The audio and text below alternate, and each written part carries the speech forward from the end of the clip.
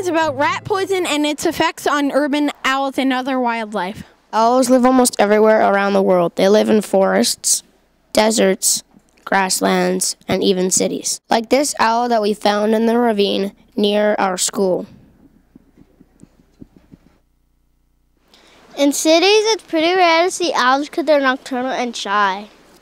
Owls eat rodents, snakes, insects, mice, and birds smaller than themselves. Rats spread diseases, damage houses, and eat our food. They reproduce really quickly, too. People put poison around their homes, buildings, and communities to control rats.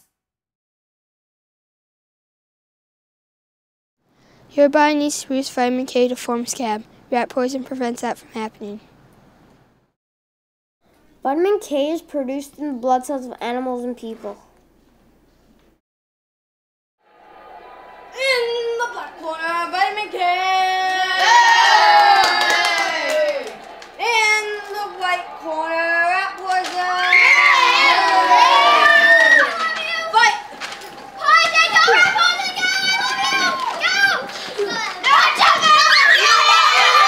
Why do the rats keep eating the poison?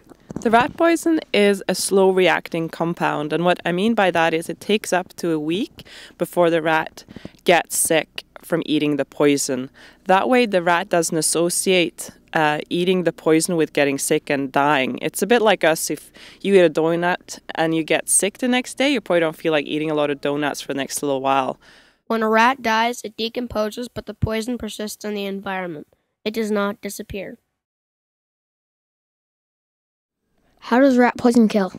The rat poison makes the rat slowly bleed to death internally. If the rat gets a cut, it would also bleed out. And then what happens, the carcass of the rat, if someone else, say a fox or a coyote or a cougar or eagle and owl, eats the carcass, the dead rat, then they will also ingest the rat poison, and that's how they might die of rat poisoning too. Scientists have found rat poison in the bodies of some herbivores. They were surprised and concerned, but also wanted to know how it got there. They still haven't found the answer. When people carelessly spill or place rat poison around waterways to control rodents, it could unintentionally kill other animals. They might get confused between their food and the bait. This is an example of direct poisoning. When the predator eats the poisoned prey, it's called secondary poisoning. Huge amounts of rat poison are being sold in North America. Hey there, guys, it's Rat Poison Jack here. You know what you need? What? Rat Poison 3000. It kills all those pests around your house, and it's much more toxic than that stuff the other guys sell.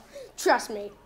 Caution. May cause sickness, internal bleeding, organ failure, suffering, and death. Rat poison 3000 may unintentionally kill birds and other wildlife. Keep away from small children and pets.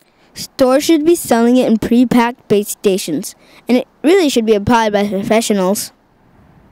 Integrated pest management is basically the idea of trying to turn to other things before rodenticides and pesticides. Can you tell me how integrated pest management works?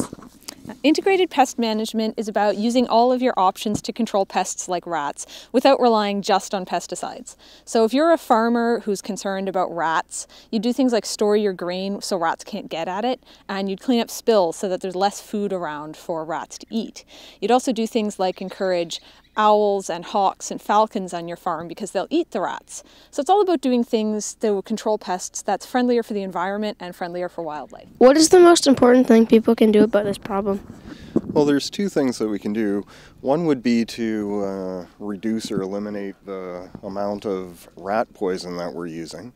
And the other thing is just being more careful with how we manage food waste and our food in general, and just making sure that rats don't have access to our food. So things like putting lids on garbage cans so the rats can't get into the garbage, or just not throwing food like French fries into a parking lot or something like that, because the rats are going to eat them.